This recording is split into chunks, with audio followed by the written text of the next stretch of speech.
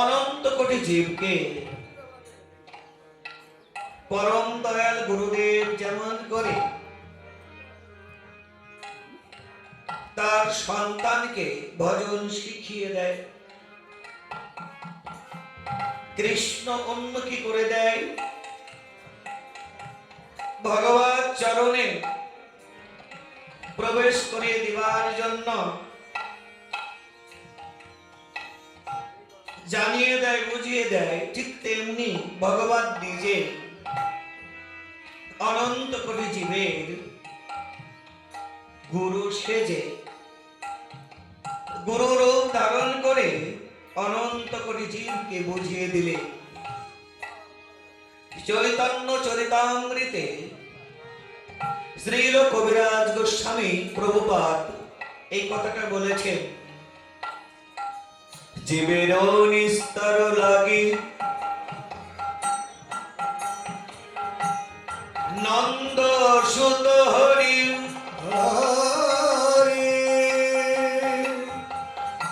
ভুবনে প্রকাশ হল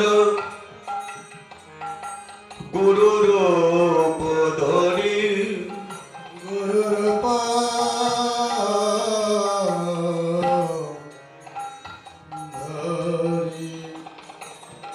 বদনে হরিনাম, অন্তরে রয়েছে বৃন্দাবনী লীলাস্বাদন। হরিনামের মধ্য দিয়ে বৃন্দাবন লীলা আস্বাদন করে দুইটি ভাবে, কখনো রাধা ভাব, কখনো বা কৃষ্ণ ভাব। এই দুইটি ভাবের একটি ভাবকে বক্ষে নিয়ে জেগে ওঠে, হরিনাম করে। কিন্তু আজ সকালবেলা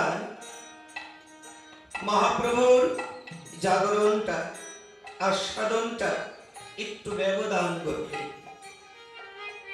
কি ব্যবধান ঘটল? ওরে সহজহি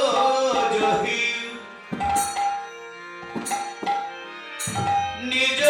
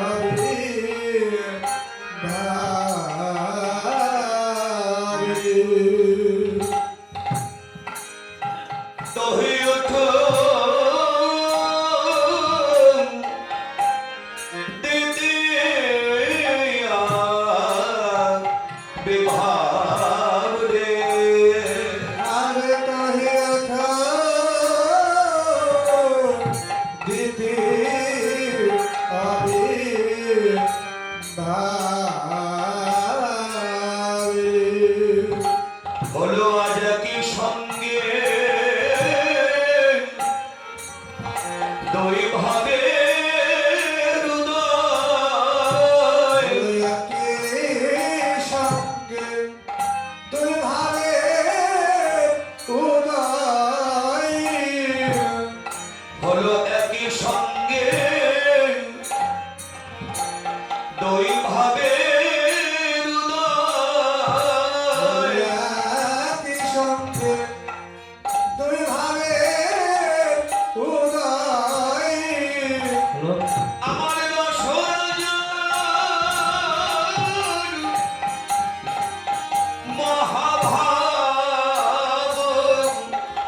হলো একই সঙ্গে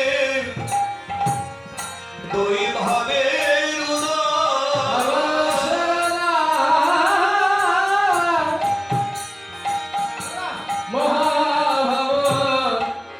হলো একই সঙ্গে দুই ভাবে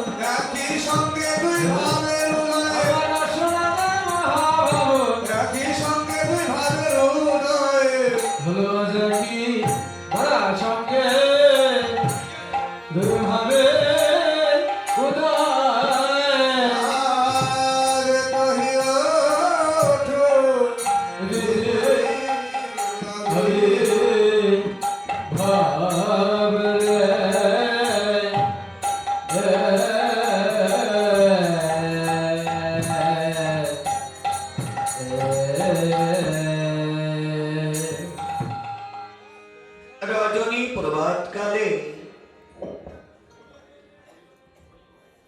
একই সঙ্গে একই সময়ে দুইটি ভাবকে বক্ষে নিয়ে বদনে হরিবল বলে জাগলে। এখানে আমাদের প্রশ্ন, কোন দুইটি ভাব? গীতকর্তা বললেন সেই পুরব রজনীর শেষে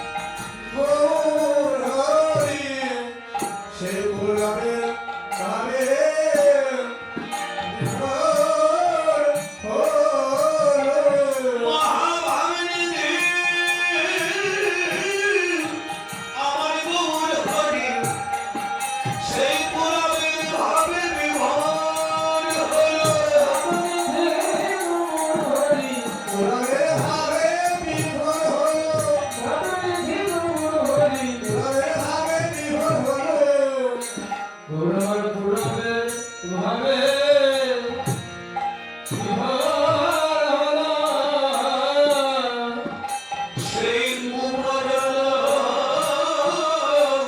তোর ছড়া ভার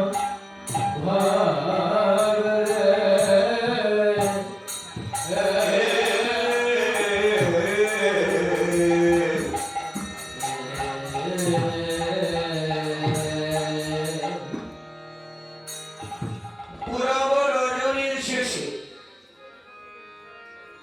জাগি দুহ জৈছন উপজল তৈছন ভাব। পুরব রজনী বলতে প্রায় ৫,৫০০ বছর পূর্বের কথা। ৫,৫০০ বছর পূর্বের কথা, অর্থাৎ শ্রীরাম বৃন্দাবনে রাধা গোবিন্দ লীলা বিলাস করে ক্লান্ত শ্রান্ত পরিশ্রান্ত হয়ে ঘুমিয়েছিলেন। রজনী প্রভাতকালে যখন জেগে উঠলেন, জেগে ওঠার সঙ্গে সঙ্গে রাধারানীর অন্তরে যে ভাব, প্রাণবল্লভ গোবিন্দের অন্তরে যে ভাব, সেই নিকুঞ্জ কাননের রাধা গোবিন্দের যুগল ভাব অন্তরে জেগেছে। রাধা গোবিন্দের অপরাকিত লীলা আস্বাদন করিতে করিতে রাধা গোবিন্দের সেই যুগল প্রেম অন্তরে জেগে উঠেছে। বৃন্দাবনের নিকুঞ্জ কাননে লীলা বিলাসের স্মৃতি যখনই অন্তরে জেগে উঠলে, সেই যুগল প্রেম আস্বাদন করিতে করিতে মহাপ্রভুর কণ্ঠ গদগদ, আর যেন হরিবোল বলতে পারছেন না। ভাবে প্রেমে যেন মহাপ্রভু যুগল সাগরে আর যেন ডুবে গেছে। কেমন করে আস্বাদন করতেছিল, যখনই সেই লীলা বিলাসের স্মৃতি অন্তরে জেগে উঠল। অমনি ওরে নয়ন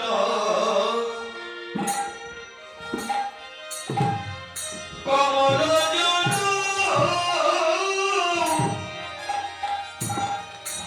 অতার বচন আমি অখল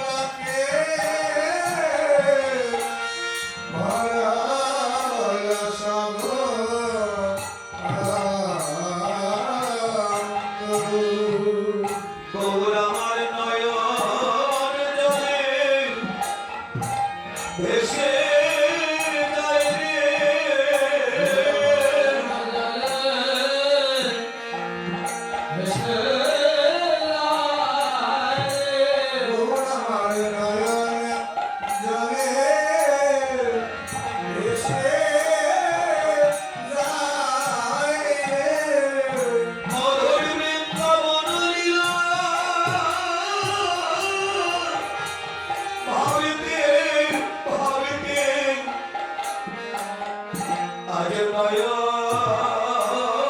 জলে ভেসে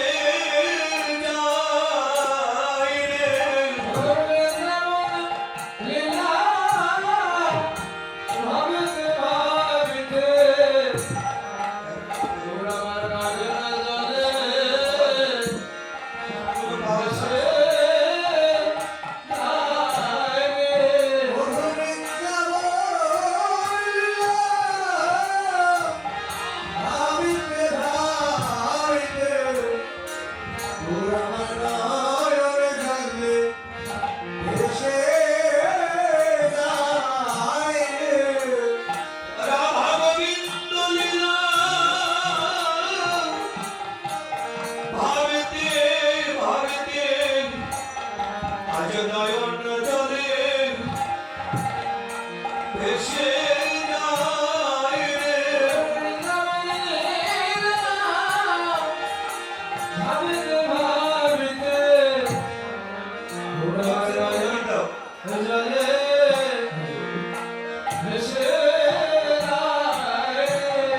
রাধা গোবিন্দ লীলা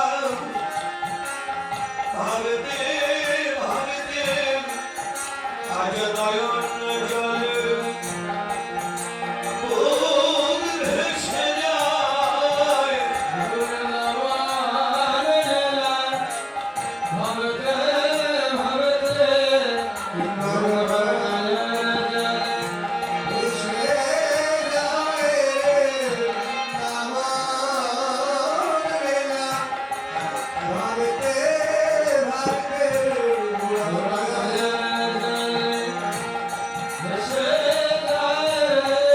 রাধা গোবিন্দ লীলা ভাবিতে ভাবিতে নয়নে জলে বুক ভেসে যায়।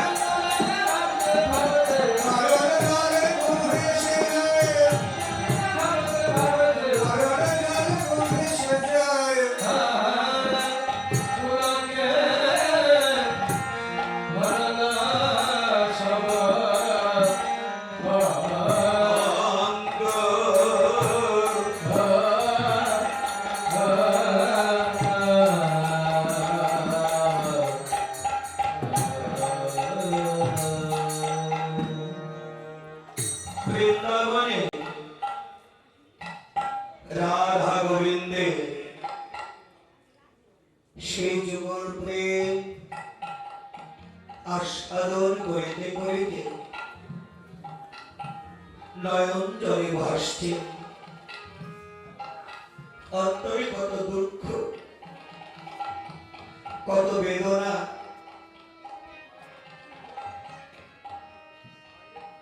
অন্তরে যে শুধু দুঃখই ছিল না, না, দুঃখের মধ্যে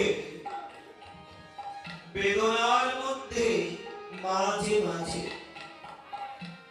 কখনো কখনো হরিষের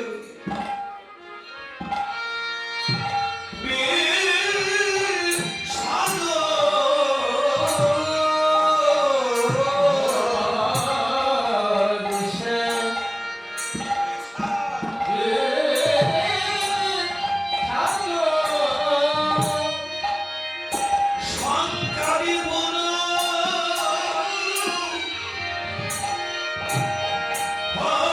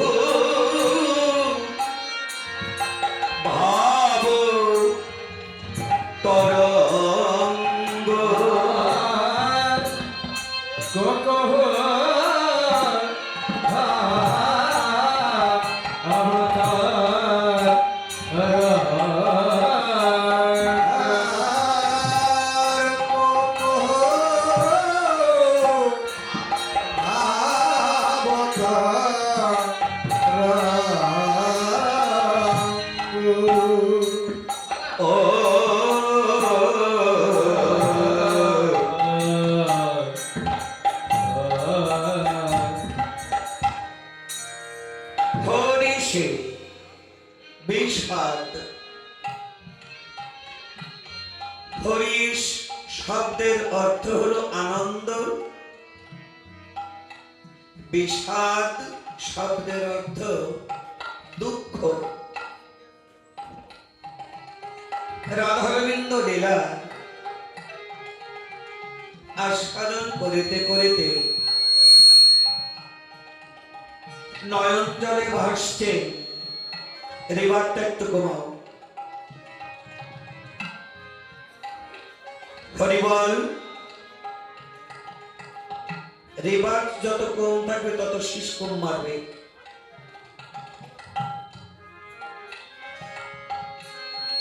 নয়নের জলে ভাসছে, একবার কাঁদছে একবার হাসছে, একবার দুঃখে অন্তর জর্জরিত, আবার দুঃখের মধ্যে আনন্দে আত্মহারা। হরিষ বিষাদ সংকাদে পুনঃত। দুঃখের মধ্যে আনন্দের মধ্যে আবার ভয়ে অঙ্গ জড়সড়। সংকা শব্দের অর্থ ভয়। এখানে আমাদের প্রশ্ন, কেন এত দুঃখ? কিসের এত দুঃখ? আবার কিসের এত আনন্দ? মহাপ্রভুর আবার ভয়ই বা কেন? অর্থাৎ নিকুঞ্জ কানন থেকে যখনই রাধারানী গোবিন্দকে জাগালেন, কোমল কণ্ঠে ললিত রাগিনীর মধ্য দিয়ে নিয়ত প্রতিদিনই গোবিন্দকে জাগান।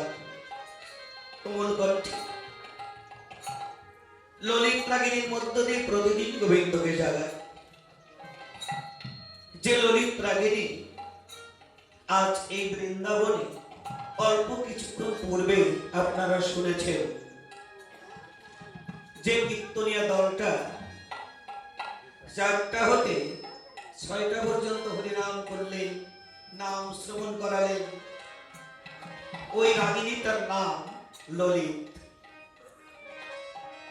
অন্তত আপনাদের সূত্রাপুরে রাগ রাগিনী তাল বোঝার মতো অনেক ভক্ত আছে, এটা আমাদের জানা।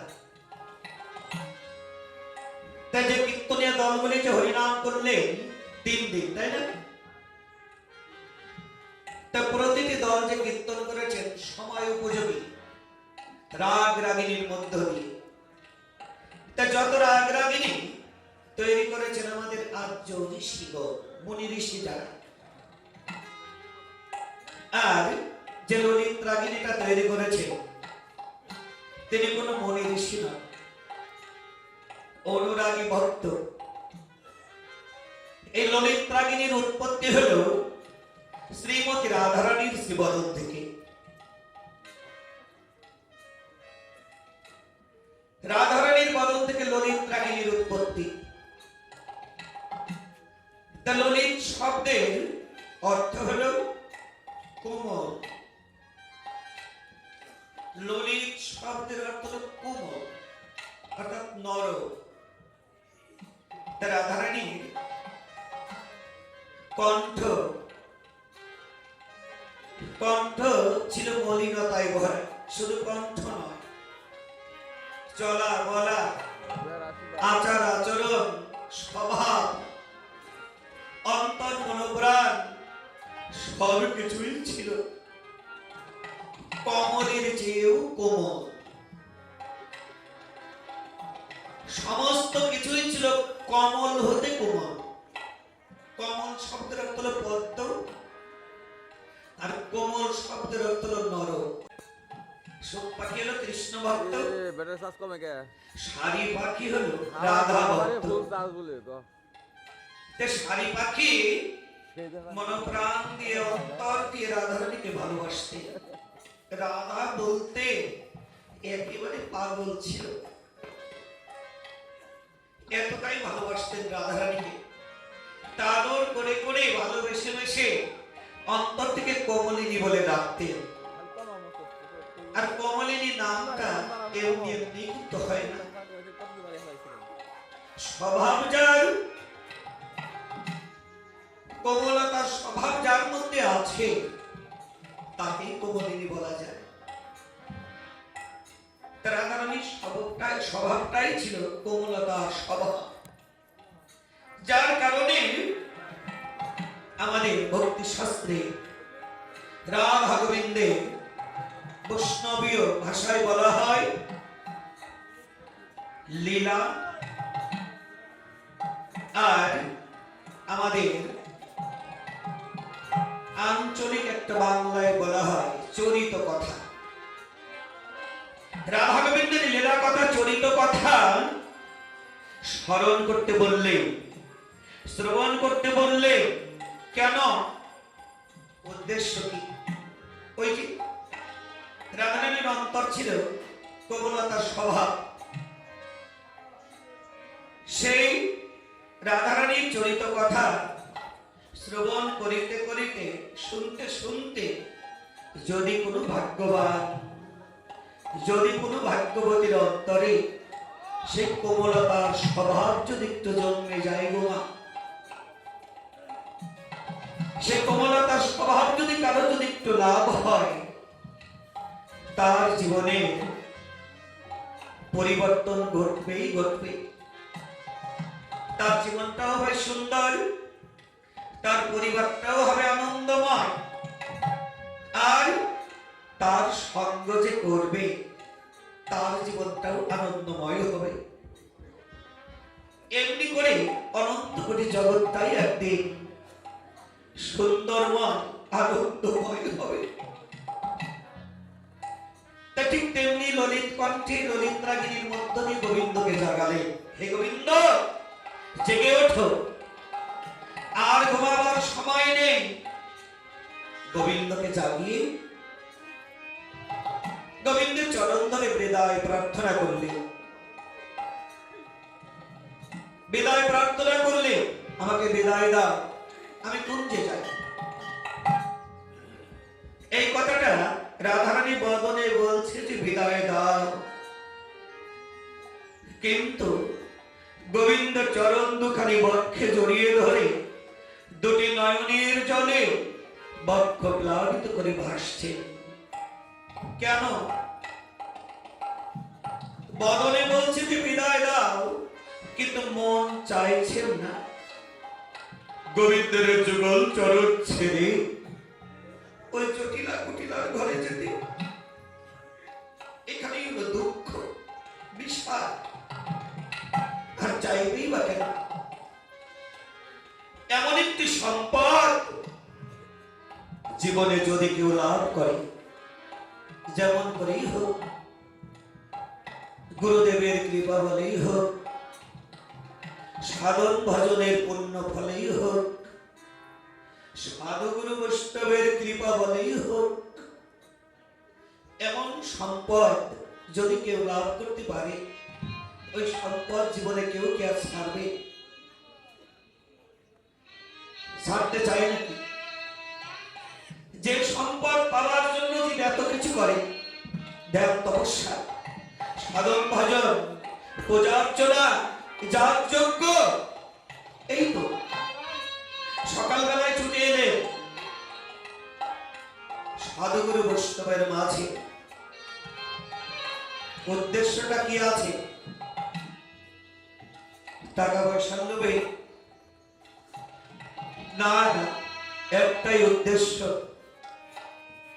যে সকালবেলায় যদি একটু ভক্তের মাঝে যেতে পারি, একটু ভক্তের অঙ্গের বাতাস যদি গায়ে লাগাতে পারি, সকালবেলায় সাধুগুরু বৈষ্ণবের চরণ ধরে গায়ে লাগলে একটু গোবিন্দের কৃপা লাভ হবে।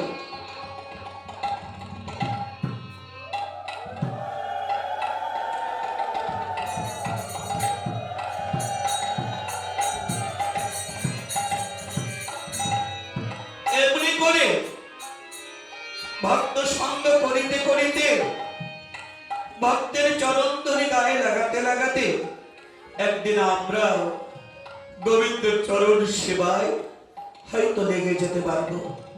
এটাই তো উদ্দেশ্য। তাই সেই মূল্যবান সম্পদটাই হলো গোবিন্দের চরণ সম্পদ, যাকে লাভ করবার জন্য, যাকে পাওয়ার জন্য এত কিছু করা হয়। আর যে সম্পদ পেলে জীবের অশান্ত মনোপ্রাণ শান্ত হয়ে যায়, যে সম্পদ পেলে জনমের মতো দুঃখ বেদনা অবহমনটন অন্তর থেকে চলে যায়, যে সম্পদ লাভ করলে আর অন্য কোন সম্পদ পাবার বাসনাও থাকে না, সমস্ত বাসনা চাওয়া পাওয়া জনমের মতো মেটে যায়। যে কথাটা শ্রীমদ্ ভগবত গীতায় বলেছে, শ্রীমদ্ ভগবত গীতায় বলেছেন, জংলং দাহা চাপরং লাভ মন্নতি নাধিকা তত। যাকে পেলে আর অন্য কিছু পাওয়ার বাকি থাকে না, সবকিছু পাওয়া হয়, জীবনের কোনো চাওয়া পাওয়া আর থাকে না। সেই সম্পদটাই হলো গোবিন্দের যুগল চরণ সম্পদ।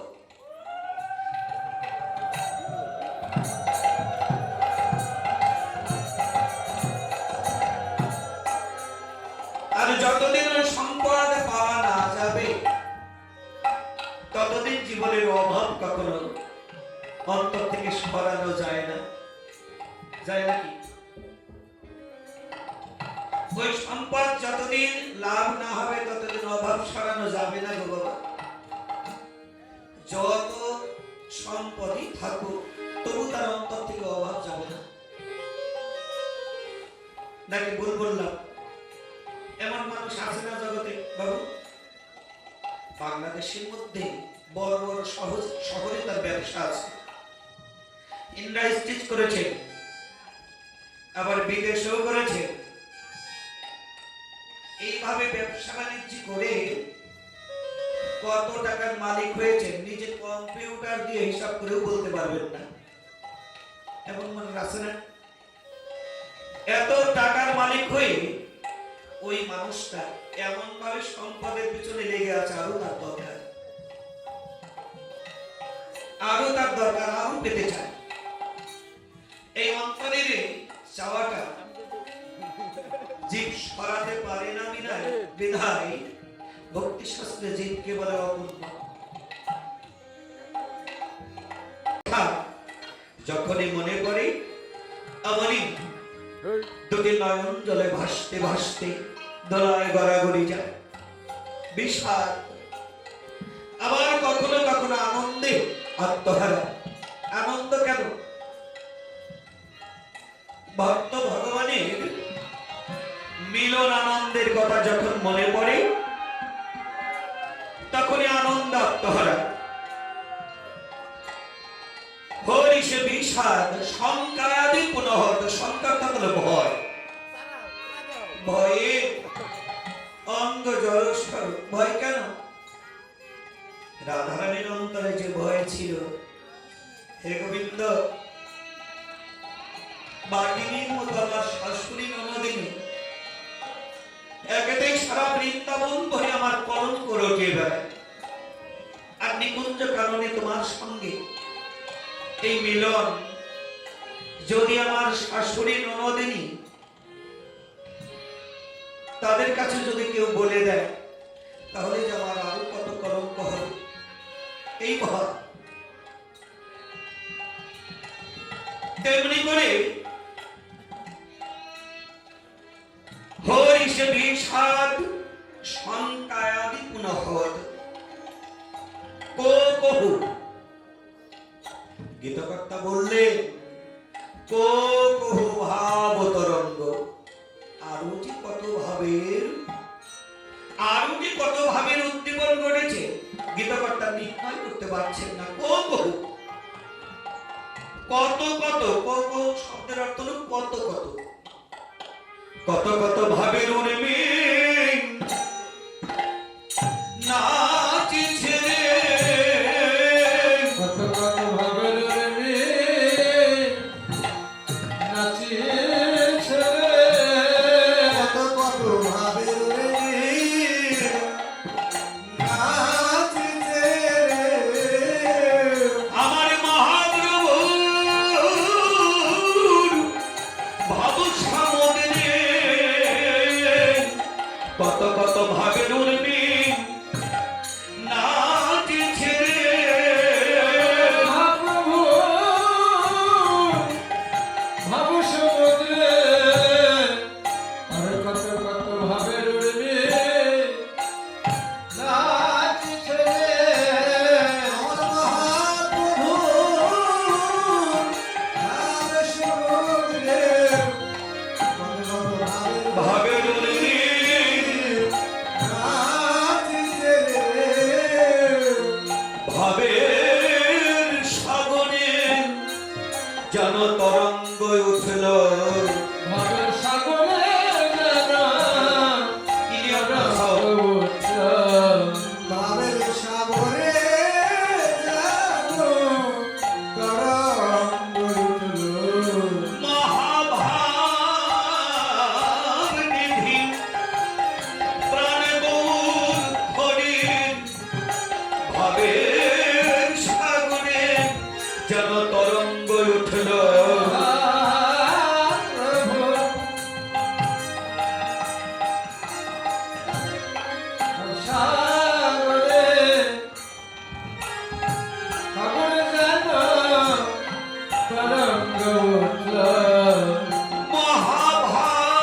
মহাভাব নিধি আমার মহাপ্রভুর ভাবের সাগরে তরঙ্গ উঠল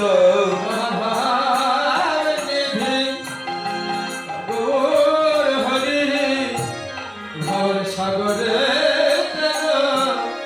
তরঙ্গ উঠল মহাভাবিনী গৌর হরিণ আজ ভাবের সাগরে তরঙ্গ উঠল সাগরে তরঙ্গ উঠলো সাগরে তরঙ্গ উঠলো সাগরে তরঙ্গ উঠল আরে আরে হো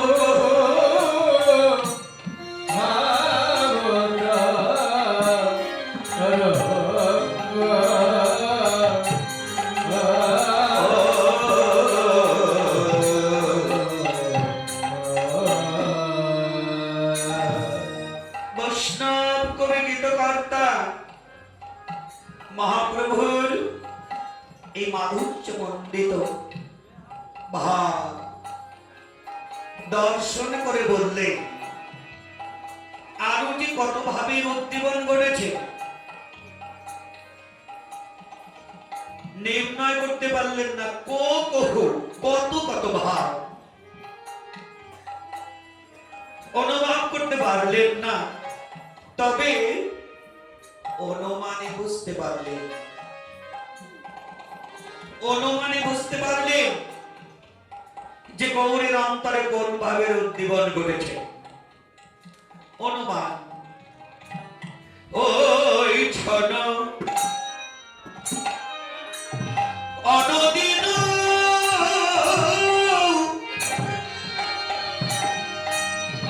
বিহরে নদিয়াপুরে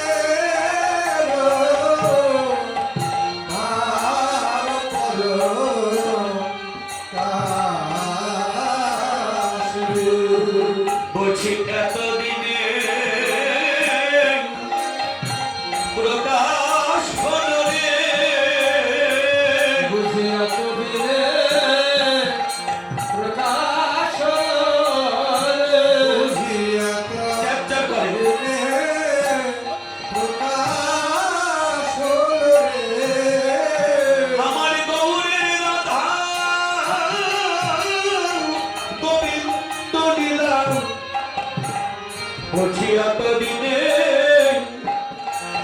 প্রকাশ হলো রে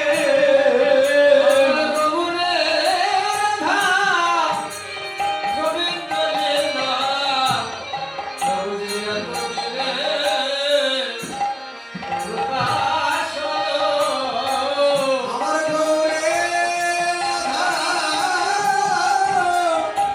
গোবিন্দ লীলা বুঝি এত দিনে প্রকাশ হলো রে আমার গৌরের রাধা গোবিন্দ লীলা এই নবদ্বীপে প্রকাশ দিলা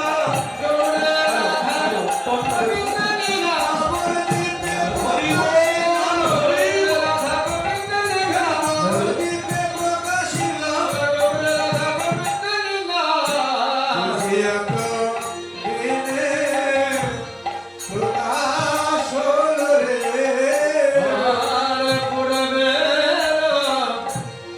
হ্যালো বাবা ভাব বড় আসলে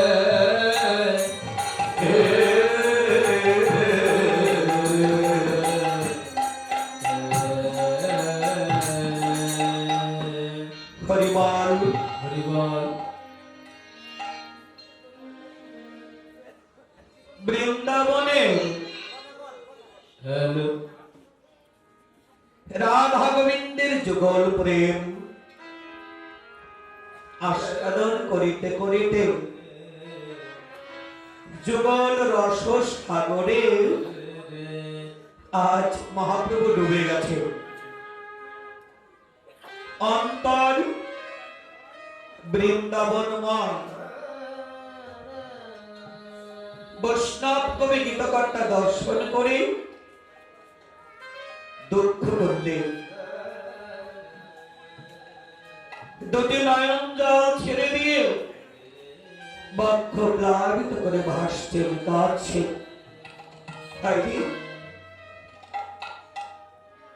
মহাপ্রভু যেমন করে বৃন্দাবন লীলা সাগরে ডুবেছেন আমি জীবন ভরে বৃন্দাবন ও লীলা কথা লিপিবদ্ধ করেছি কতজনের দ্বারে দ্বারে গিয়ে প্রকাশ করেছি প্রচার করেছি কিন্তু জীবনে কখনো কোনোদিন লীলা সাগরে ডুবে যাওয়া তো দূরের কথা ভাসতেও পারিনি রাধা গোবিন্দের অপ্রাকৃত লীলা অনুভব করবার মতো সৌভাগ্য আমার হলো না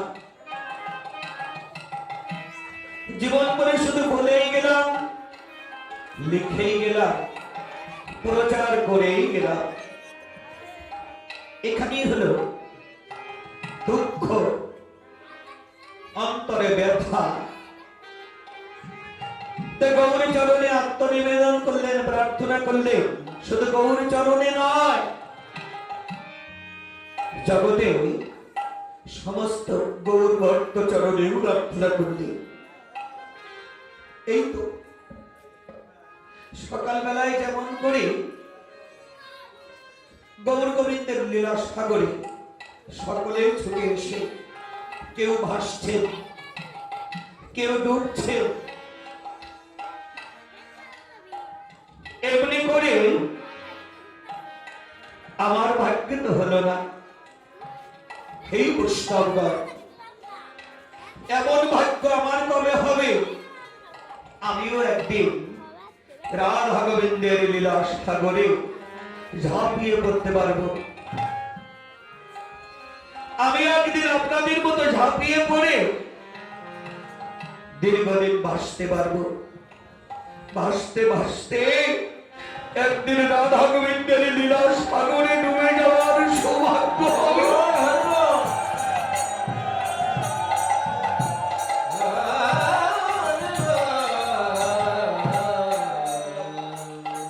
এমন ভাগ্য আমার কবে হবে শয়ন অনুভব কব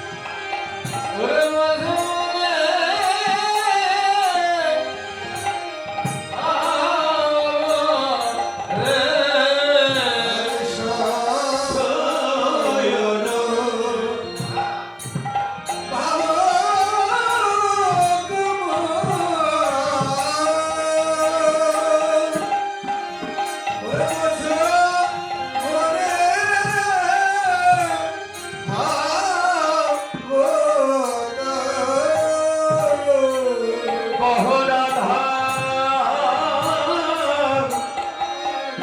মোহন দাসে মহারাধা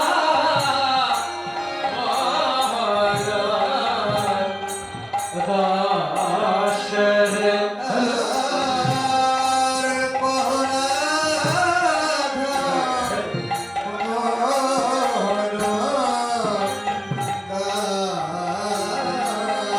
রে বলো আমার সেই অনুভব কবে বা হবে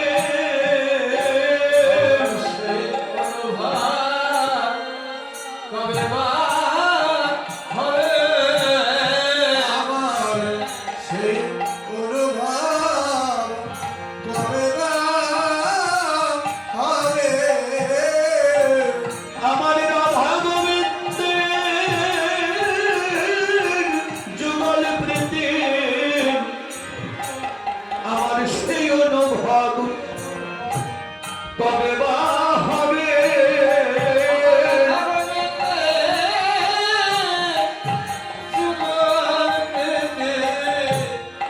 আমার সে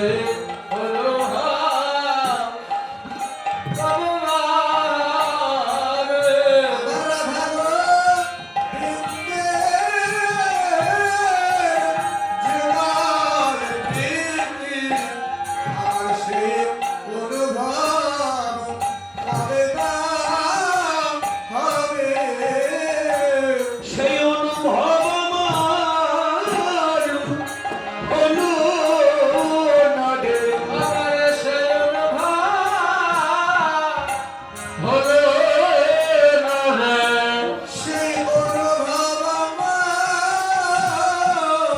হলো না রে। আমি কেবল মানে বলে গেলাম সেই অনুভব আমার হলো না রে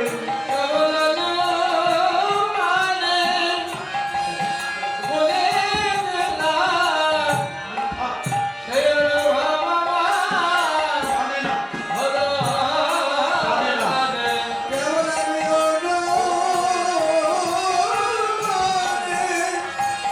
বলে গেলাম, সেই অনুভব আমার হলো না রে।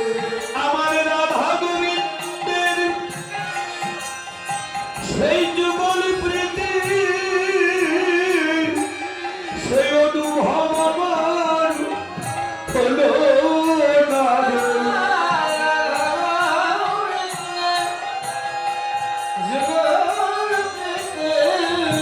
সেই অনুভব আমার হলো না রে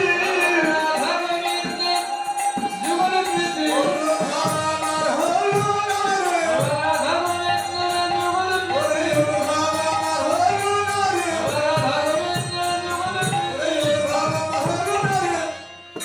ওরে অনুভব আমার হলো না রে। আর কহরা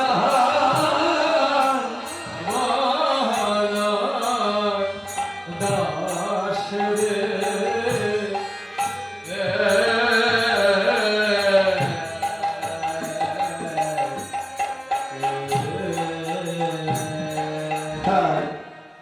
হরিবল এটা শুধু বৈষ্ণব কবির অন্তরের প্রার্থনা নয়, সমস্ত গৌর অনুরাগী কৃষ্ণ অনুরাগী আমার মায়েরা আছেন, বাবাজিরা আছেন, সমস্ত ভক্তের চরণে এই অধবিল নিবেদন। একেতেই গৌর গোবিন্দের লীলা কথা বলবার কোন যোগ্যতা নেই, কিছু নিজেও বুঝি না, জানিও না। তা যতটুকু বলছি আপনাদের মতো সাধুগুরু বৈষ্ণবের কৃপা বলে, গুরুদেবের দয়াতে। কিন্তু বলছি তো কেবল অনুমান,